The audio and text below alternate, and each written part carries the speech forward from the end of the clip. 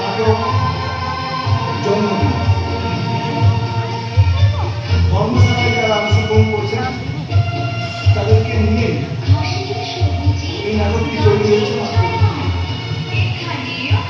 হয়তো যারা নাটক নিয়ে কাজ করেন তাদের কাছে কিছু ত্রুটি বিচ্যুতি ধরা পড়বে, তাতে আমরা ভিতরে, কেননা আমরা কাজটা শুরু করলাম।